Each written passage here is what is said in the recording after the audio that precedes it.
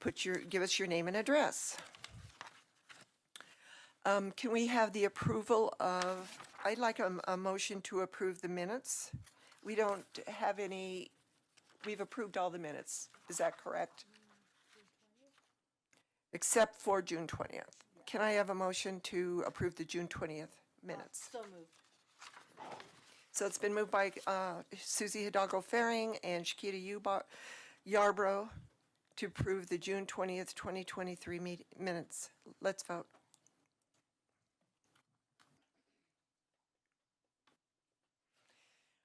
Do we have any agenda revisions, Crystal? No, Mayor. Thank you. Are there any submissions, motions to direct the city manager to add agenda items to future agendas? Seeing none, we're going to move on to the city manager's report. No comments, Mayor, Council. I would like to take this opportunity to ask you a question, if you don't mind, Harold. We've had a lot of letters about the senior center and the activities there, and I would just like for you to tell me if I'm interpreting this correctly. It looks like we have a lot of programs that were initiated before the retirement of the division head and the director of the senior center. And they had a great vision and added a lot of great programs, but then life changed. I would like you to expand on that and tell us why, if you don't mind. Yeah, so we can talk through some of this. I think in order to do that, I need to talk a little bit about the budget. Okay. And how we move through that, but I'm going to let Joni specifically talk about the positions. Okay. And what's been requested since 2015, what's been funded, and then I will jump in and some of the rationale that was utilized in part of that decision-making process. But I'll start with Joni, and then what I'll do is probably talk to council about generally the budget and what we've had to deal with, because I think it's also an appropriate time as we're getting prepared to present the upcoming budget to you, and many of the things we're going to be talking about you'll hear again. Okay, great. Joni? Mayor Peck, members of council, Joni Marsh, Assistant City Manager. So I've also seen a lot of the conversation going back and forth with regard to the senior center, with programming. And as my email to you this weekend stated, we've had a lot of change. And so we appreciate everyone's grace while we take a look at what we need to be doing. One thing we did go back and do was ask budget staff, thank you, Teresa, very much, to go back and share with us what kind of budget requests for FTE we had back to 2015. And so back to 2015, we've I would say overall had about 8.5 budget FTE requests in that time period. It looks like we've funded through the ongoing budget 3.5 of those positions from 2015 forward. We did have a couple of requests back in 2017 and 2019 for some half-time recreation specialist positions. Those positions were not funded either in 2017 or 19. And we did fund instead in 2020 and 2022 senior resource specialists. And really that was when we took a look at the resource needs of our senior community. That was about the time we also took on the Longmont Housing Authority. The Housing Authority does actually pay for one of those positions, so I think I included that. And then we also hired a part-time therapeutic coordinator, which was also a big gap in our recreation and senior center programming. And that position was added last year and is split, or this year, and is split between recreation and the senior services budget. And as Harold said, we know going into the next budget, we have new staff taking a look at all aspects of how we can do and provide the excellent service that we're accustomed to at the senior center. But like all of us, we have a lot of needs in the budget from the general fund, and so I think that's where Harold will talk a little bit about maybe why over the years some things rose to the top for funding and other positions did not. Okay, thank you. So, you know, when we look at the budget, and I can go back to 2012 and kind of in the issues that we were dealing with, but you know, one of the things that when I got here in 2012 that we were dealing with was really we were still trying to manage the ramifications of 2008 and the recession. And so some of the council members have been part of the early budget. I think actually Mayor Peck may be the last one that was part of that conversation. But when we were looking at it, one of the things that occurred in 2008 was that there were cuts made in positions that were vacant, but then there was also positions that were funded with one-time dollars.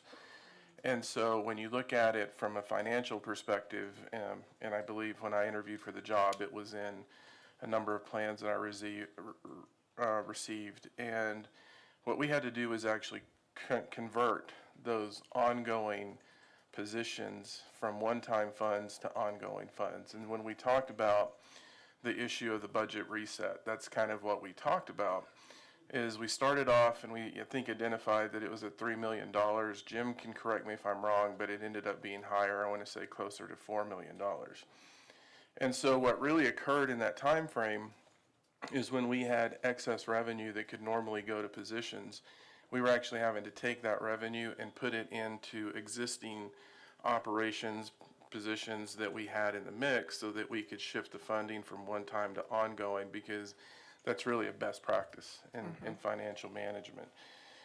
So, you know, the lasting impacts of that actually we're still dealing with today. As we were going through some of our budget discussions, it was not uncommon to hear from staff that were presenting that even today, we're just now actually, as an organization, barely catching up to pre-2008 staffing levels as we were trying to move through that piece. You know, the other component of it, I think when we look at our budget, we hear that we have a 400, I think it's 414, but, you know, $400 million budget. As you all know, the key piece is those are many different funds that are in that budget. And when you look at what we have in the general fund budget is approximately $110 million. Of which 75% of the expenses are actually staff.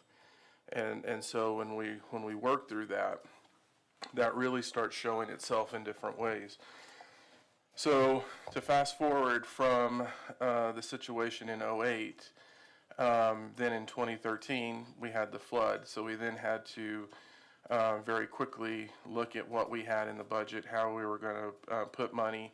How are we actually going to create positions that could expend the funds and do the work we needed to? So that was another impact that came into the conversation that we were having to manage. When we get into the budget process, there always tends to be themes in the budget process. And, you know, during that time, and even today, affordable housing and attainable housing continues to be a significant conversation. So based on direction at the time, we also had to create an ongoing fund for affordable housing, of which we now have $1 million a year of ongoing funding that is in place to support the affordable housing fund. So again, those were ongoing dollars that we had to shift to deal with this other issue. In the last year's budget, we talked about an attainable housing fund, of which $250,000 is ongoing, again trying to hit the $1 million a year. So those things are in play, and then in every budget cycle, we're managing expenses, we're managing revenues, and so during that time, it is not uncommon for us to have, especially in non-reappraisal years. And what we found in non-reappraisal years is that we actually didn't have a lot of revenue that was available for what we call level 2 request. And so the way we go into the budget process every year is we look at level 1 request. And the easy way to think of level 1 budget request are must-pay bills. Those are things that we're doing that we have to pay those bills, and if we don't, then we have to cut in order to avoid that expense. So that's one of the first things that we look at. Historically, I think that's been in the neighborhood between 600,000 and $1 million. In the last few years, it's been last year and this year, it's much higher based on inflation.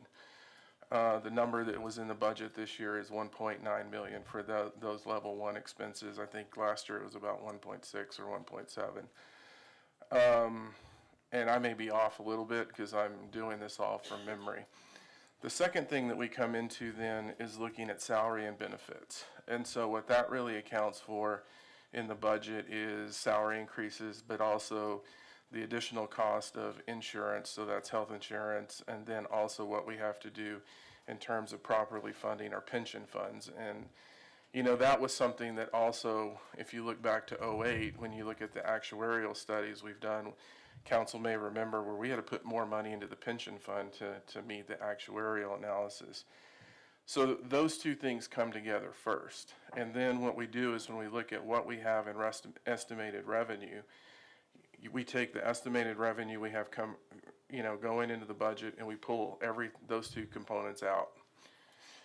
The reality for us in some of those years is that we've had pretty tight budget years where I think one year since I've been here, we gave one-time increases. We weren't able to give ongoing salary increases. Our policy is to pay market rate salaries, and there's been years where we've struggled. We've had the ongoing policy objective to pay 102% of market because we know the competition in terms of employment, and we still haven't hit that. There was actually one year where the year before we were at 101% of market, and we actually fell back to 100% because of the revenue pressures that we were seeing. Once you do that, then you get into the level two, and as you all know, over the last two budget cycles, we've had a lot of folks talking to council and talking to us about needing to spend more dollars in different areas. And it's been everything from the library to needing more money in museum to senior services. But the other thing that we also have to balance is everything that's in the general fund. And that includes all of our internal services, what we have in development services.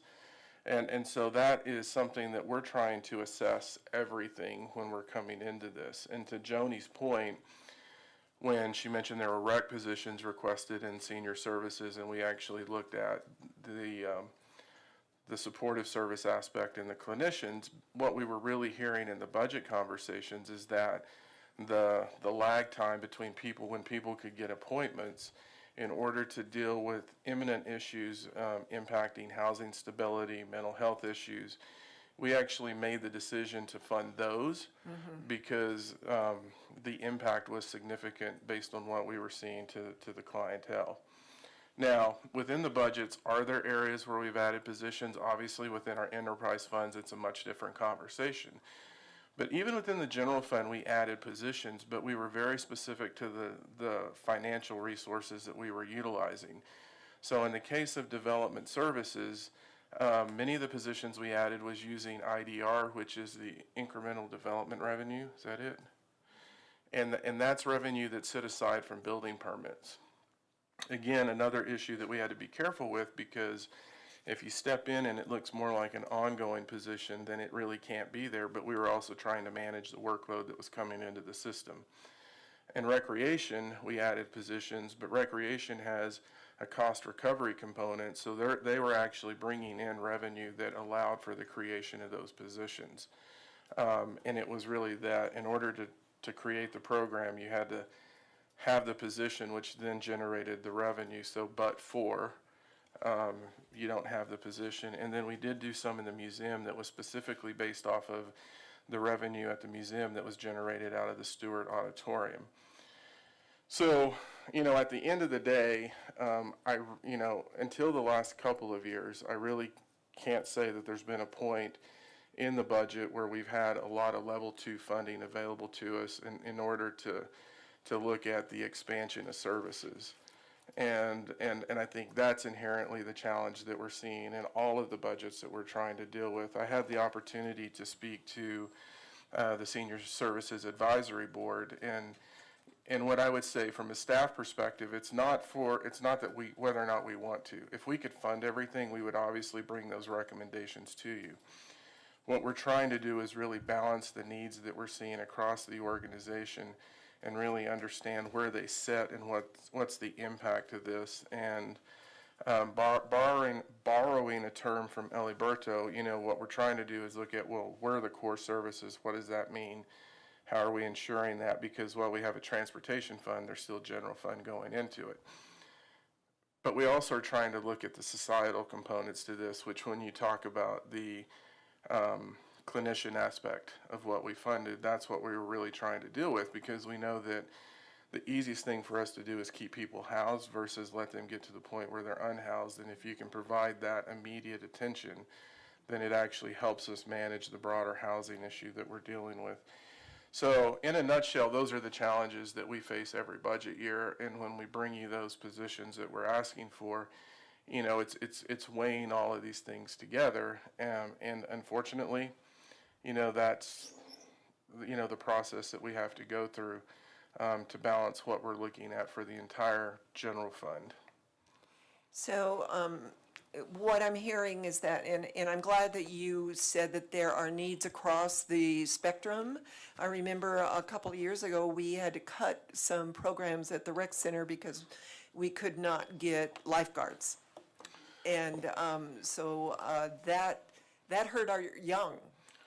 Well, and actually what I didn't bring up in this is, so during the COVID years, Right. we actually had to use, we knew because the rec center was going to be closed and it stayed closed for a longer period of time, there was a significant reduction in revenue into the rec center. And so in that case, we did have to make some tough decisions in terms of what we're going to do. I think the rec center is finally recovering from that, but, that's where we were using other funding sources to balance that. And also during COVID, I don't know, I know Councilmember Rodriguez was on the council and Councilmember Martin, we were having to manage our revenue projections overall. Right. Because we didn't know what the impact was going to be financially, because no one knew. We've never been in that situation. So as you're pulling your revenue projections in, it doesn't give you the same ability on the level 2 request to fund those positions. Okay, thank you. Councilor Martin.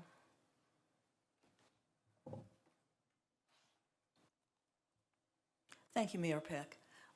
I just wanted to add one thing to Joni's summary, which is that there were two resignations this month that caused a lot of concern.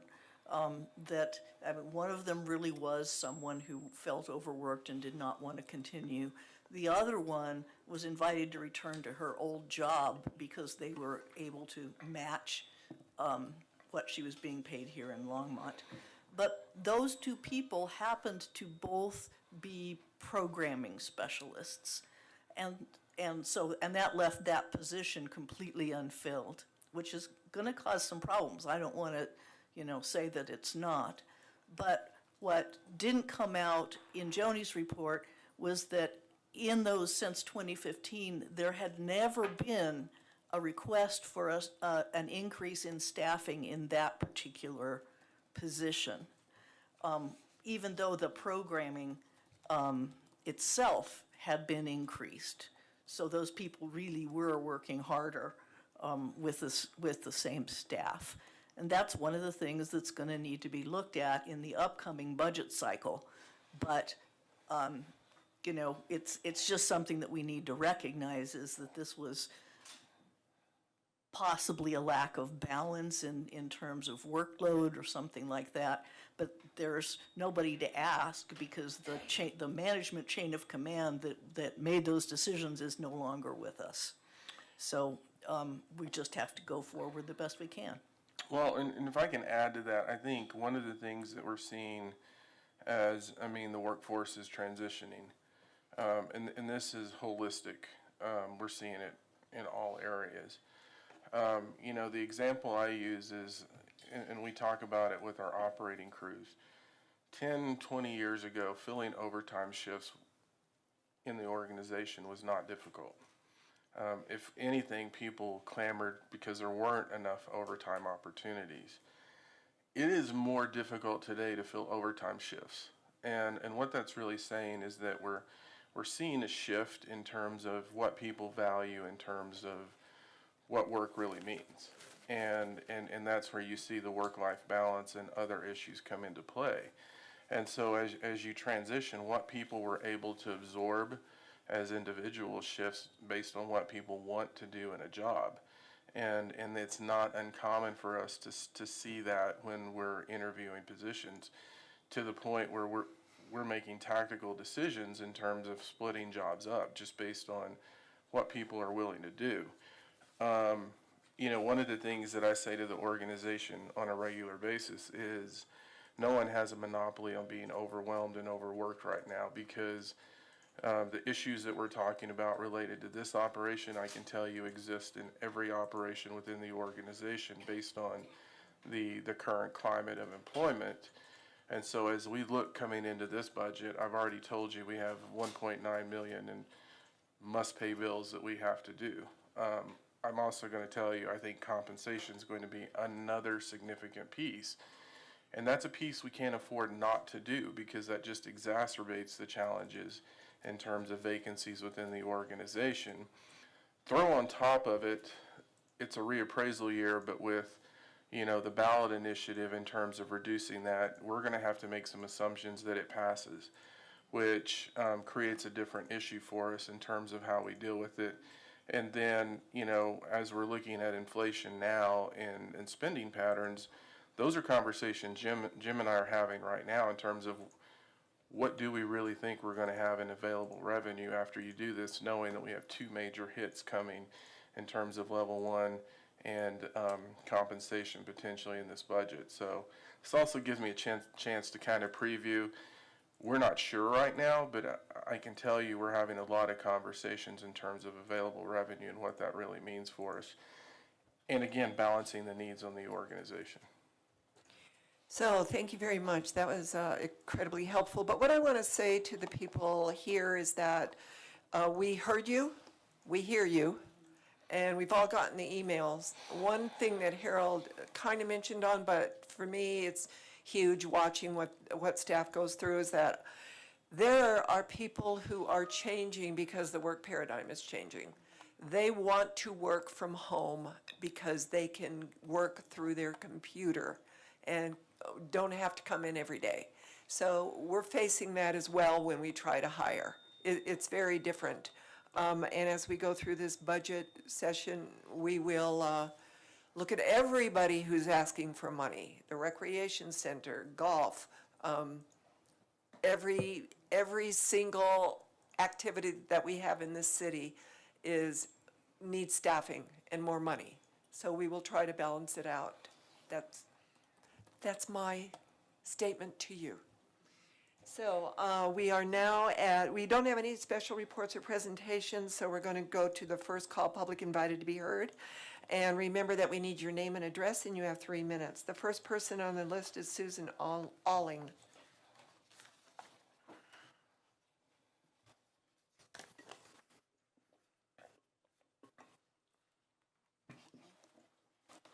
No, if you hit that one, there you go. Okay. Susan Alling, 640 Gooseberry Drive, Longmont, 80503. Mayor Peck, Council, and Harold, thank you for the preview. I just want to voice my concern. I moved here 13 years ago and within weeks became my father's advocate. Shortly after assuming this new role, after having attended some Friday afternoon concerts held at the Senior Center, I began asking questions of the Senior Center manager. I was hooked up with the loan closets to donate mobility equipment. I learned about and attended folks in aging group. I met many new people by participating in classes and taking day trips. I became a volunteer after learning about these opportunities at the Senior Center. Cultivate driver, medical mobility, I'm still doing that after 9 years. Senior Advisory Board, I was doing that for 4 years. Trip leader, I'm doing that for 5 years. Peer support volunteer, just graduated today, and will do that. I would never have been able to make these connections without our Senior Center, which I consider the jewel of Longmont. I've spoken to other seniors as they have checked us out prior to a move to be near their children, and I've spoken to many after their move who have discovered the Senior Center where everyone is welcome, and many have made new connections, and friends. Cultural, emotional, mental, and physical health is so important for everyone.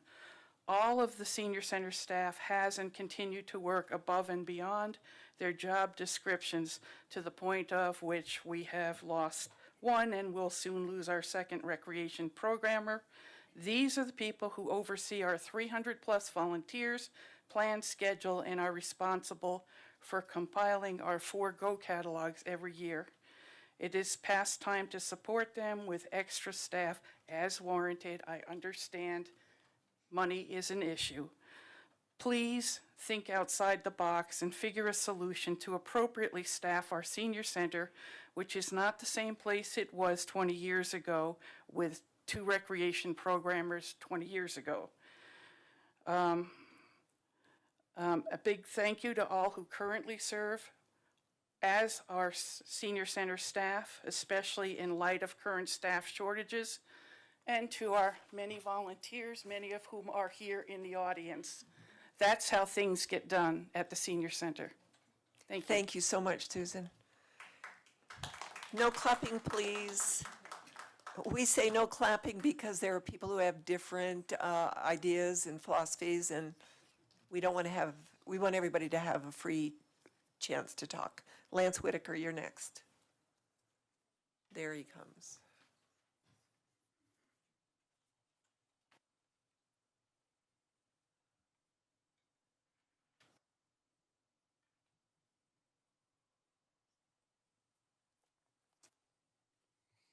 Mayor Peck and Council. My name is Lance Whitaker. I live at 1750 Collier Street. I've been a long-time resident of over 40 years in Longmont, and I would like to bring to an awareness that today is National Mojito Day. It is also National Cheer Up the Lonely Day, and also National Blueberry Muffin Day and Rainier Cherry Day. Thank you. You have a good day. Thank you, Lance. It's quite a buffet. Ruth Walkow.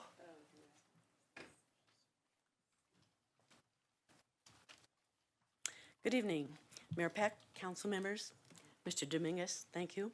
I really appreciate the interchange this evening. I think it's very helpful to hear some of the things that are going on and the challenges of budgeting. Ruth, can I interrupt? 2526 Danbury Drive. Thank you. So sorry. I forgot.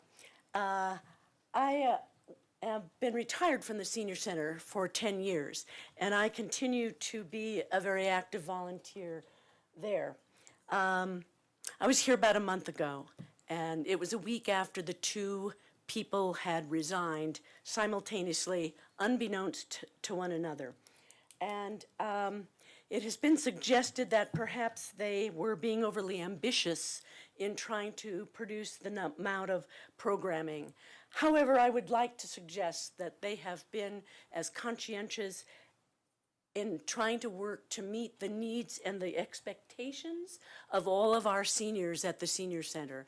We have all come to have a very high standard of what we think should be happening at the senior center. And they had also had some understanding that there was going to be a third party joining the staff. There have been half-time recreational programmers working on a contract basis. It has not always been just the 2 of them, to make a correction to your point. At the point of the supervisor, the recreational supervisor, who was hired most recently, she had been given an assurance verbally when she was hired that a 3/4-time person would be hired to add to the staff. Sorry. And then there was no money. And then senior staff at the city pointed out that the senior services was not a priority. That's a quote. Perhaps not a good choice of word to use. So I just want to comment that rather than buildings, perhaps it would be important for the city to focus on how to make sure there's funding for the staff that are needed to provide the services we presently have. second point I'd like to make this evening is I'm deeply concerned about a pattern I'm observing at the senior center. In the last 6 months, 5 staff have resigned. That's about half the staff at the senior center. I personally know that 3 of those 5 people who have resigned loved their jobs. They loved the team that they were working with on the staff, and they loved the customers they were working with. Something just does not sit well with me when folks are leaving their jobs and they love them. Thank you. I just want to say, please look deeply at what's going on at the senior center. Thank you, Ruth. Georgetta Johnston. Good evening, Mayor and Council. I'm Georgetta Johnston from 320 Homestead Parkway, Longmont, Colorado. So I'm a little agitated about the senior center too. Thank you for explaining, Harold, to a certain extent. I go to get my computer fixed off and on. I've taken classes there. I went to different classes. I've also worked there as a volunteer in the back when they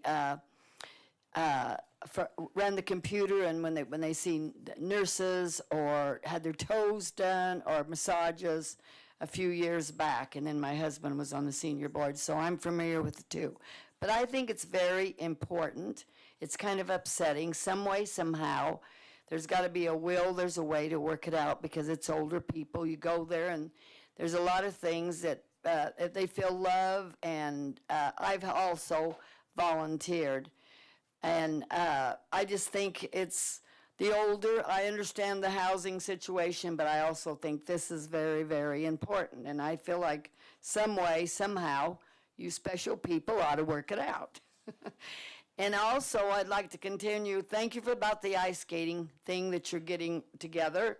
Also, the streets and roads still look not very good. I hope you're working on doing that. And also, the buffet restaurants, better clothing departments. When I go in the Walmart or different places, different people tell me, I know you. I love what you're saying. And I think, well, why don't you go stand up and say it yourself? You know, I'm just one person. But anyway, it's good to hear him say that. So, Lord bless you. Keep doing wonderful. And we trust that you're going to work this out, because it is nice people out here that are sticking up for, as we get older and precious, all of us. Lord bless you. Thank you. Thank you, Georgetta. Strider Binston.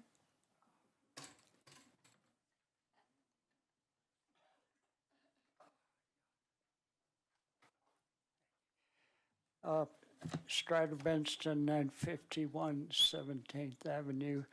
I agree again with pretty much everything I've heard, and things have been difficult lately. There are things I was expecting and weren't available, and there's consequences. A couple of particular things. SCOTUS, the Supreme Court, the decisions they just came up with. John Roberts spent his whole life fighting to destroy the Voting Rights Act, which I put my whole life into creating from the Battle of Selma in 1965. And now, just this week, they're going to destroy the Civil Rights Act also on affirmative action. Well, the Grutter case, I'm a signatory. I'm involved in the Grutter case, 2003, University of Michigan Law School. They had 300 amicus curiae groups. Only 2 did they study, listen to, the Joint Chiefs of Staff and the veterans of the Civil Rights Movement. And that's where the compromise came from. The JCS said we cannot field a military unless it's integrated. And the law school, the point was, if black people are not allowed to go to law school, then they can't participate in the legal structure of this country, and we go back to Jim Crow or slavery or whatever. And there are forces in this country that are precisely doing that.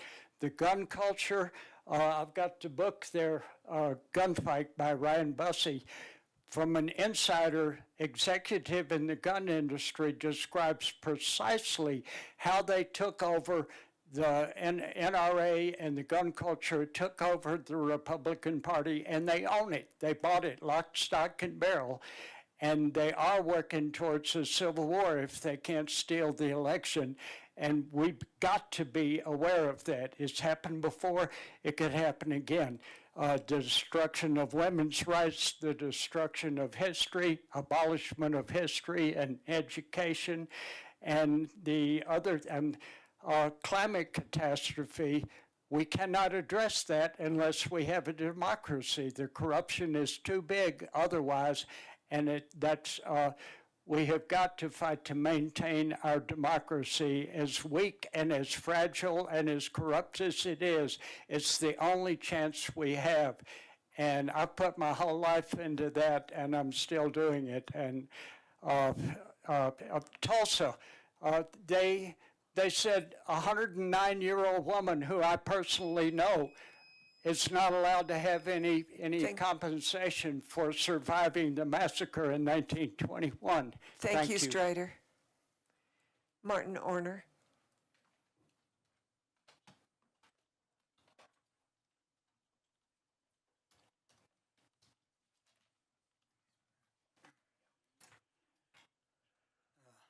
Mayor and Council, Martin Orner, 1417 Auburn Court.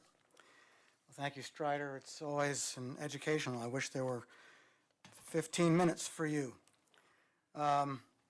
It's such a difficult situation with the budget on the one hand and the population growing on the other hand. I mean, on one side of the city, we're adding senior apartments, and on over here, we're talking about not having enough money to fund more positions or more programs for all these people we're adding. It's a dog chasing its tail. Doesn't anybody get it? I have something to read. Dated June 7th, I sent this letter to the at-large members, the city council person from my ward, and the mayor. Greetings, my daughter and I were at council meeting last night. She is a participant in the Sister Cities program, will be the parliamentarian for her Future Business Leaders Association at Longmont High next year. I wanted to address council regarding the proposed new recreation center, more money, but we left at 8:30 after waiting and waiting and waiting for the minimum wage agenda item to conclude. I think it may have been nearly an hour of waiting, and it was still going on when we decided to leave. My intention was to ask council not to raise taxes or propose raising taxes for an additional recreation center. Any and all tax increases to the residents of our city directly nullify any benefits of raising the minimum wage. As a business operator, when taxes go up, it reduces the income for my family, necessitating that I raise the price for my services that I offer. I distinctly remember during the most recent and previous council elections when candidates pledged to work to make Longmont a more affordable place to live. Raising taxes does not fall under that column. Alternatively, I suggest doing something that will help make living here more affordable, for instance, reducing the city tax on food from the grocery store.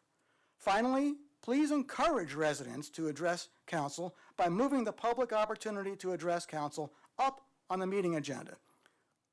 Waiting and waiting for me to address council that night was a learning moment for my daughter regarding local government, and it was not a positive one. How much time do I have left? 40 seconds. So I applied for an advertised position with Human Resources on May 15th, and I called Human Resources, left a message. I went to the window and asked for someone to call me. It's still posted as under review. No one's gotten back to me. What's going on? Why post it if you're not going to fill it? It's a waste of my time. I asked for a meeting with the city manager regarding that twice, and I have not received a reply. Look, I know things are complicated. I know we're all trying to do our best, but let's work to satisfy the citizens of this city. Thank you, Martin. Debbie Arnold.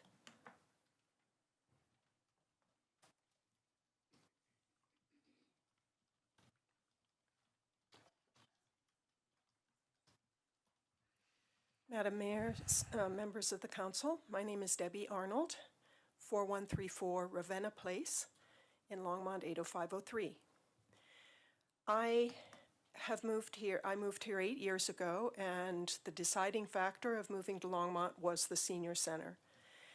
I have been a volunteer with the SETC, the technology group, teaching classes, coaching, and developing curriculum for them. And I'm also in a leadership position with the Eyes on Longmont Video Club. We recently published and uploaded to the Longmont channel, YouTube channel, a history of the Longmont Senior Center, which I believe one of our members has forwarded the link to each of you to watch. There are two sides of the Senior Center. One is the services side, and the other is the recreation and enrichment side. I know that the services side is extremely important for hundreds of our seniors in the city, but the recreation and educational side and the activities side is something that thousands of us participate in. And although I don't begrudge the services side, they are doing very important work. I think that it is very short-sighted to neglect the enrichment side of the senior center, which is so critical to thousands of us. As the population in Longmont grows, so grows the population of the seniors in Longmont.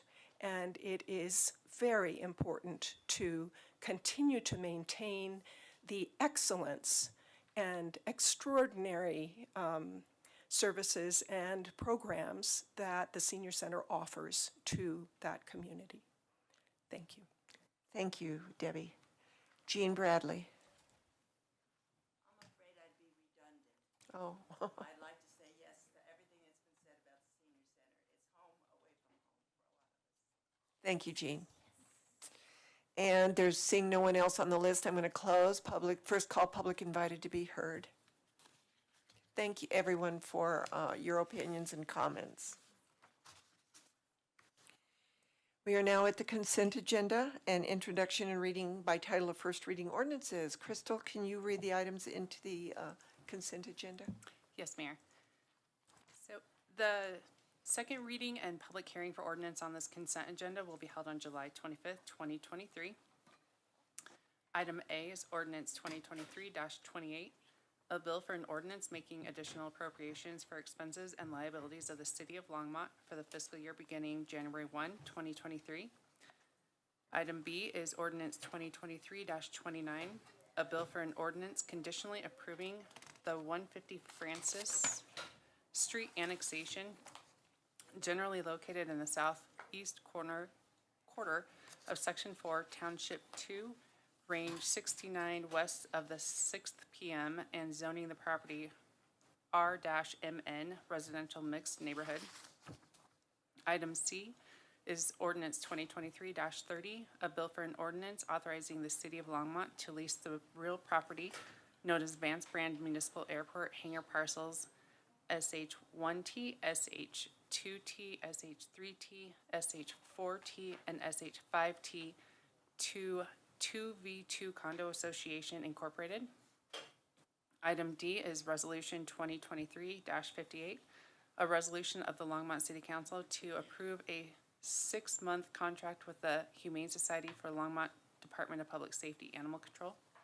Item E is Resolution 2023-52, a resolution of the Longmont City Council approving the intergovernmental agreement between the City of Longmont and the Colorado Department of Transportation for state funding for bike and pedestrian improvements at Main Street and 21st Avenue. Thank you. Do any of council members want to pull any of the items on the consent agenda? Then can I have a motion to approve? I move the consent agenda. So the consent agenda was moved by Councilor Martin, seconded by Councilor Hidalgo Faring. Let's vote.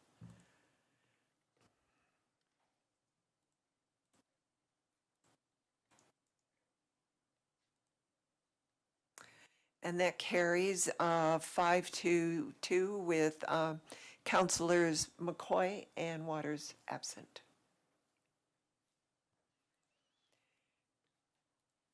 So we have now the ordinances on second reading and public hearings on any matter. The first one is 2023-26. It's a bill for an ordinance amending titles 2.97, 6.101, and 14.12 of the Longmont Municipal Code to implement universal recycling in the city of Longmont. Are there any questions from council? I would like to open up the public hearing then on ordinance 2023-26. Do we have people from the audience that would like to vote on this? I think I have Ryan Call. Hi, Ryan. Good evening, Mayor and Council. My name is Ryan Call. I live at 1811 South Quebec Way in Denver, and I'm commenting on behalf of EcoCycle. EcoCycle applauds Longmont's efforts to expand access to recycling and composting citywide and strongly supports the proposed universal recycling ordinance. Increasing waste diversion is an effective, scalable, and relatively low-cost climate change solution. Longmont is already a leader in zero waste, and City Council's consideration of this policy demonstrates Longmont's commitment to a sustainable future. I'd like to take a minute to provide you with a quick update on EcoCycle's perspective on the state of recycling and composting in Boulder County and beyond, and how it relates to this ordinance. First, recycling. All of Longmont's residential recycling is processed at the Boulder County Recycling Center, which EcoCycle has operated since it opened in 2001. While private hauling companies that collect from Longmont's commercial properties, including businesses and larger apartment complexes, do not disclose where they take their recyclable materials to be processed, it's likely that much of this commercial recycling comes to the Boulder County Recycling Center, which is just 14 miles from here. I'm happy to say that there's plenty of room at the Boulder County Recycling Center to process even more tons of Longmont's paper, beverage containers, and other recyclable materials. We know that commercial waste is a significant portion of the community's overall waste stream. Businesses can send up to 3 times as much waste to the landfill's homes and tend to have a lower recycling and composting rate. Other communities, including the city of Boulder, the entire state of California, and recently Denver, have prioritized zero waste in the commercial sector because it can significantly reduce greenhouse gas emissions. Secondly, the compost situation.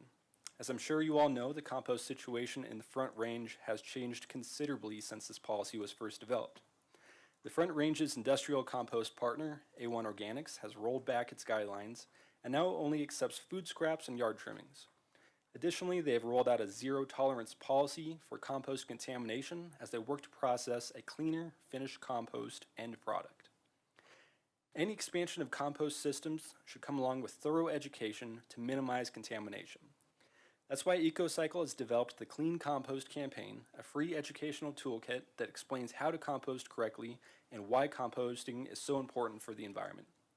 We hope that the City of Longmont will utilize this resource as more businesses and apartments start to compost. Also, we are currently working to find more sustainable local options for composting and look forward to working more with the City of Longmont and Boulder County to address this need. Finally, I'd like to reemphasize that zero waste is a low-cost and scalable climate solution. This is an investment for a sustainable future. EcoCycle is proud to have worked with the City of Longmont for over 40 years, and we look forward to continuing our commercial hauling services, providing education for all age groups, and generally being your resource and partner for all things zero waste. Let's imagine what zero waste systems in Longmont will look like in another 40 years. Thank you all for listening. Thank you, Ryan. Naomi Kurland.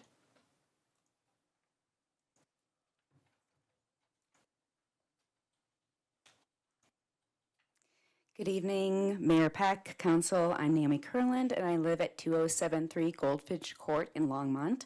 I'm a board member of Sustainable Resilient Longmont and chair of our Zero Waste Committee.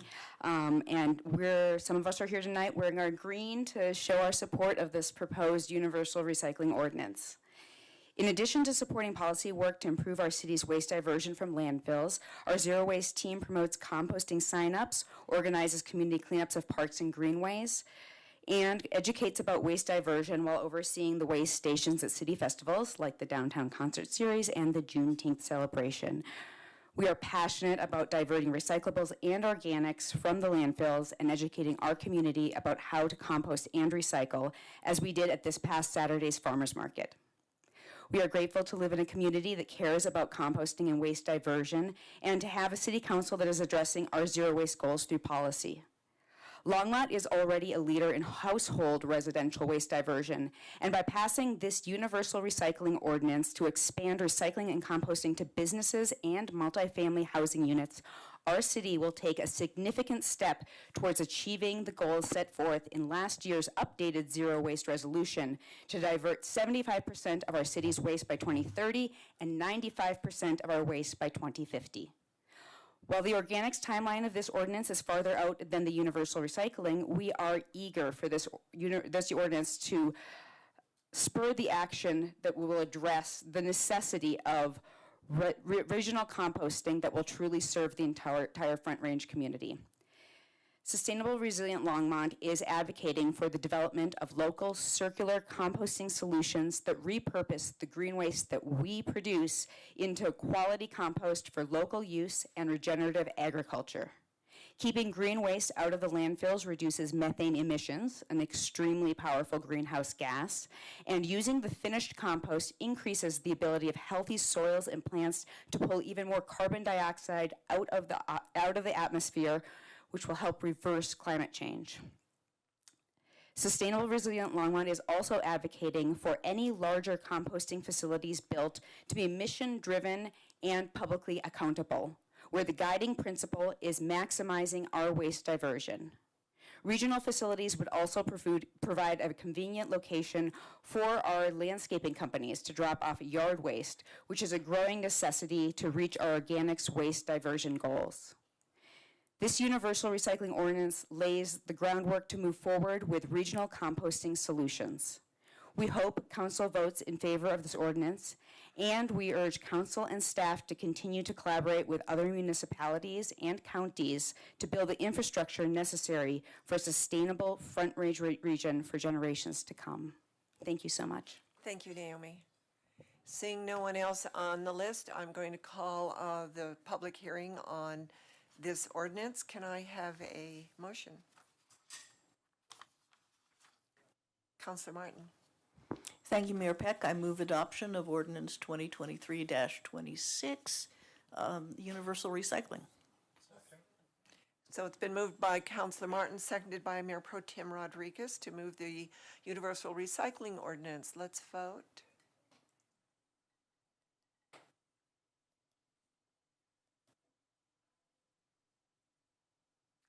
And that carries 5-0 with Councilor McCoy and Councilor Waters absent. Thank you, everybody.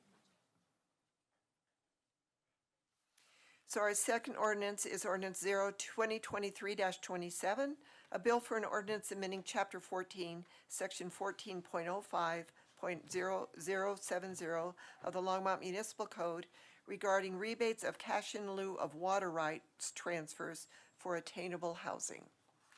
Do we have any questions from councilors?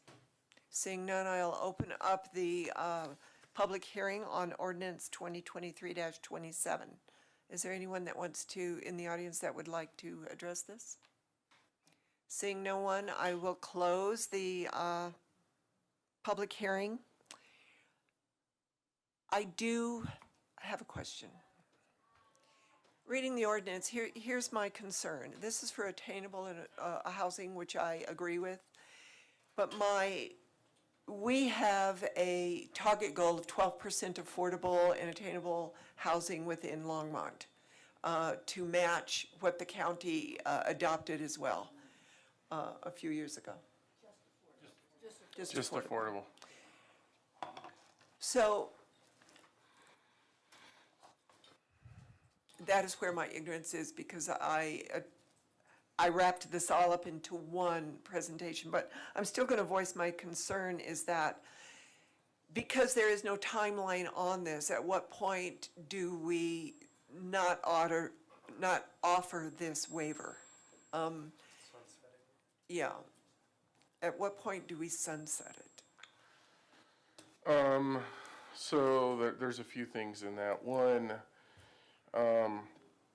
what we're talking about is the property that, so property that's redeveloped, that's more in the redevelopment world doesn't necessarily have the raw water requirement because that's already been annexed into the system. So we're talking about the property that is coming in or hasn't met the raw water requirement to do this. And I don't know if I can see Becky moving around, so behind me. So I'm gonna have her to jump in because that's part of the distinction of how much do we really have left in order to do this. Becky, do you know the answer to that? Good evening, Mayor Peck, council members. I don't know specifically the remaining raw water deficits on area that is not yet annexed or developed, but I would also like to point out that we expect this particular fix to be a temporary one until the overall attainable housing waiver program is brought to you at a later date. Yeah, so part of this is one of the things, to Becky's point, one of the things that we know as we're looking at the attainable housing world in terms of when you look at what creates the cost for housing.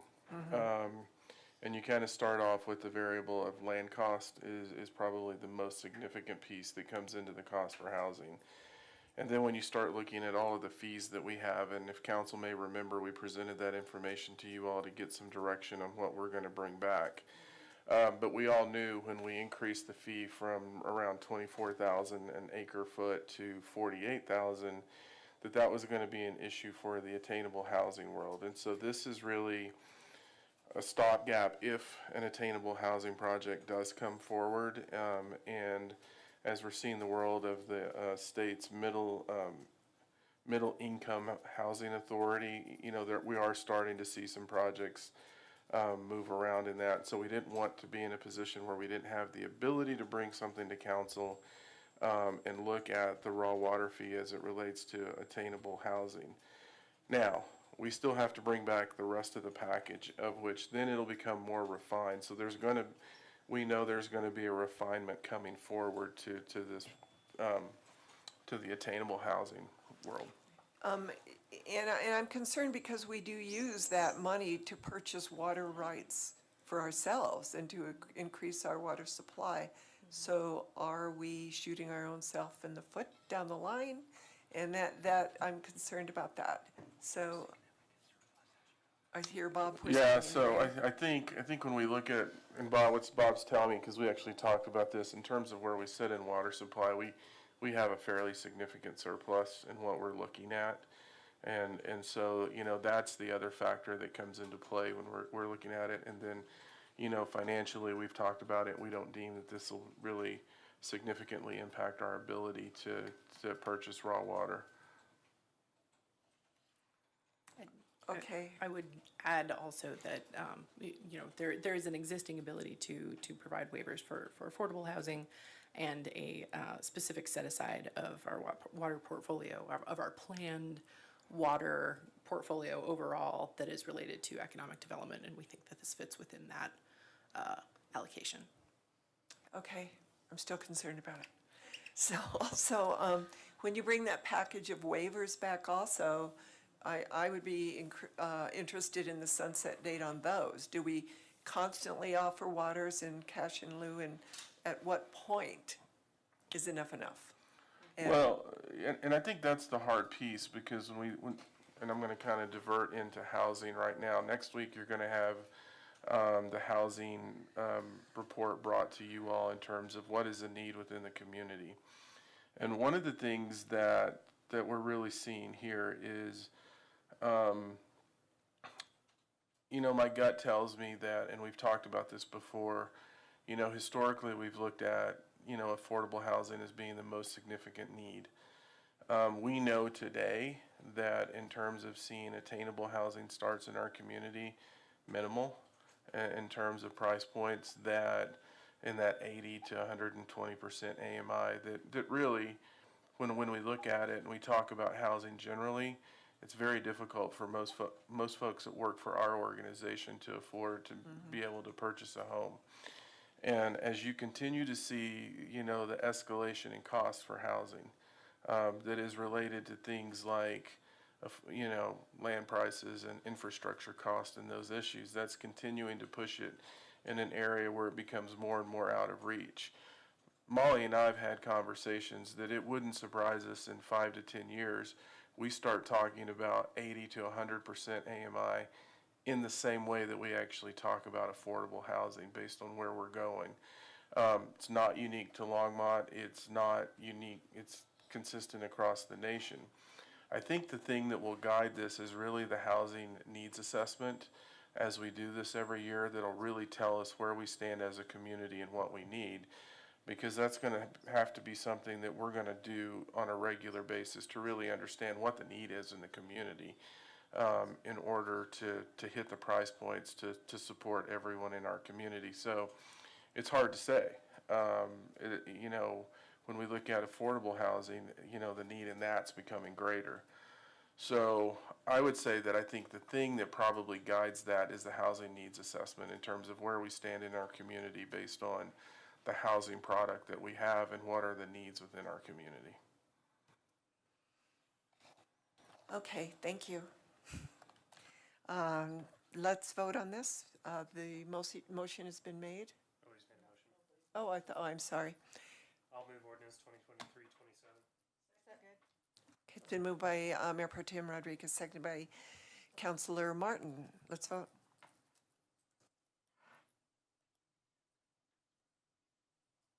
And that passes with 5-2 with Councilor McCoy and Councilor Waters absent.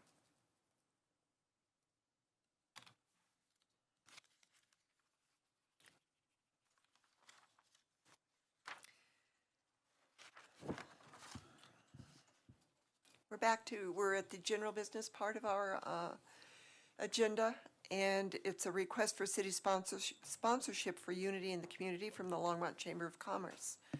And I see that we have a couple of people, as well as Assistant City Attorney Sandy Cedar. Turn it over. Come on, head over there. Oh, and CFO and Oh, boy. Sandy Cedar, Assistant City Manager.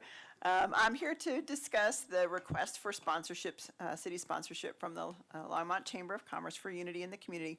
You may remember back in April, we asked you to kind of bless a policy that we were doing that involved council approval for these kinds of requests, so the staff has clarity on what's approved and what's not.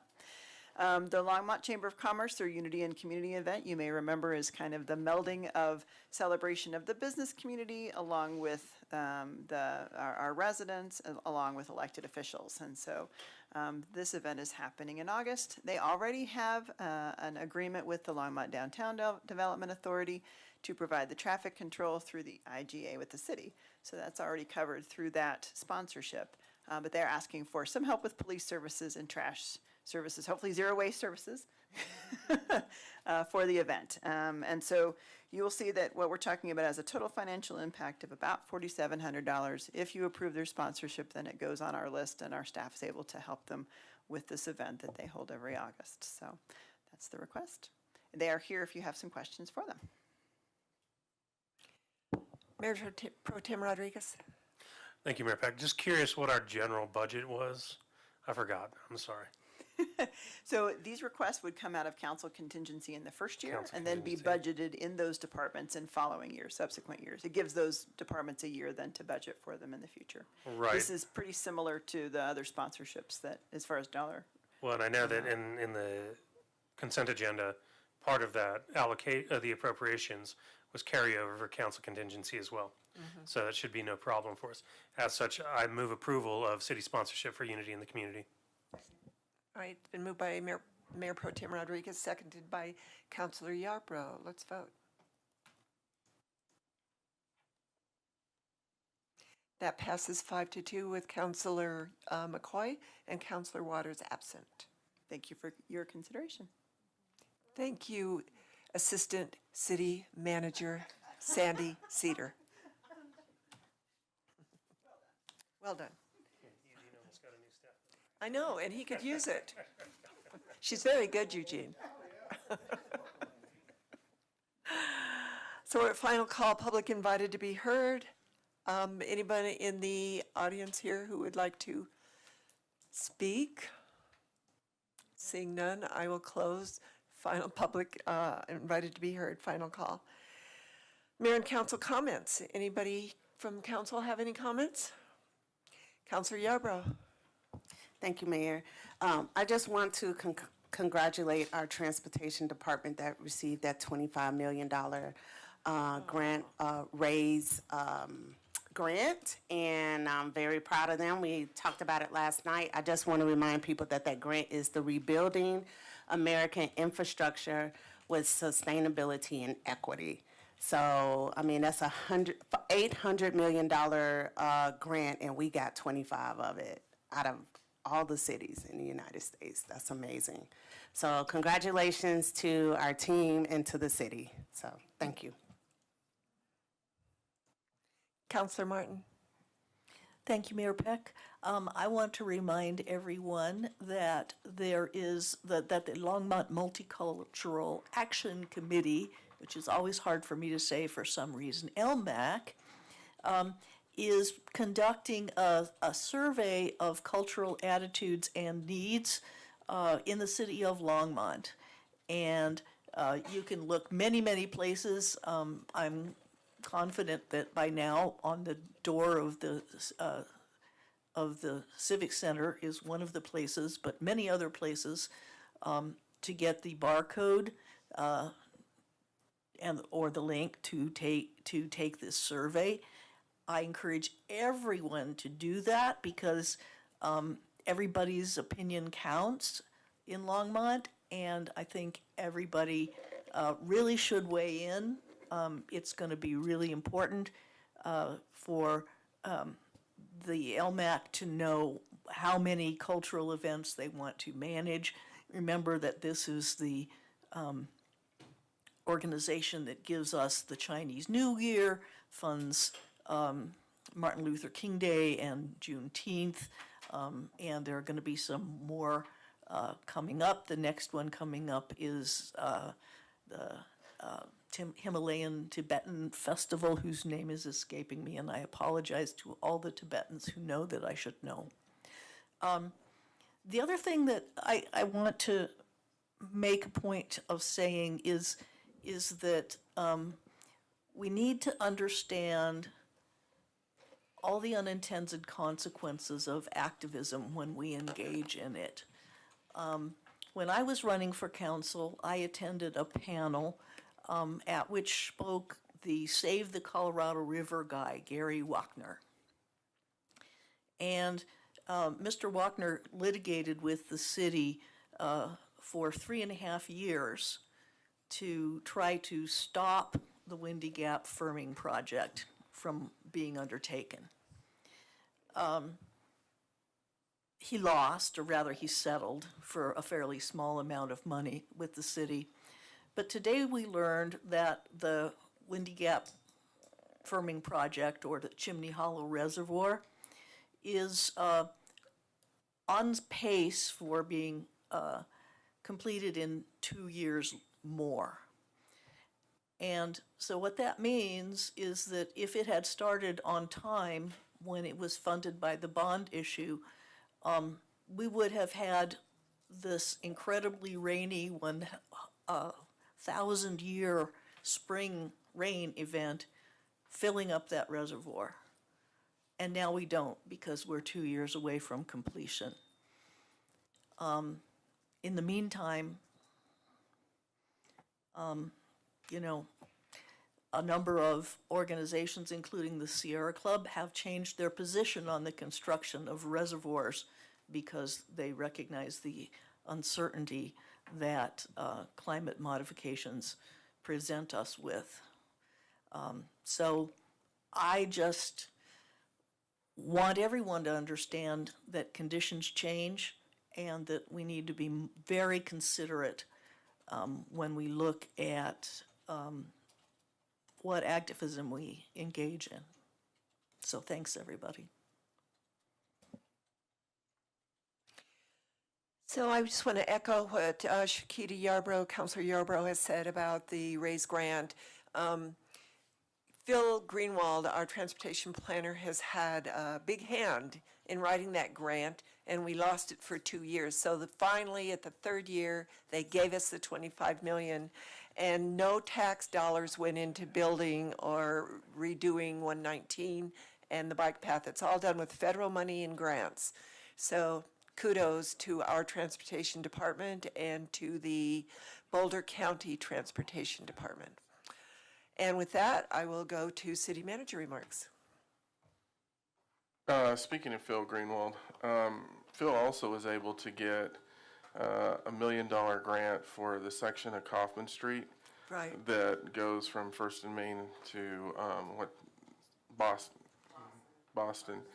So, you know, Phil's really been doing a good job working with Dr. Cog and bringing in federal dollars. Yep, he's very good at that. So, thank you, Phil. City attorney.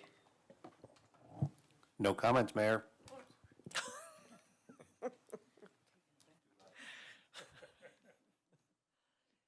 So, Mayor Pro Tem, do you have any comments?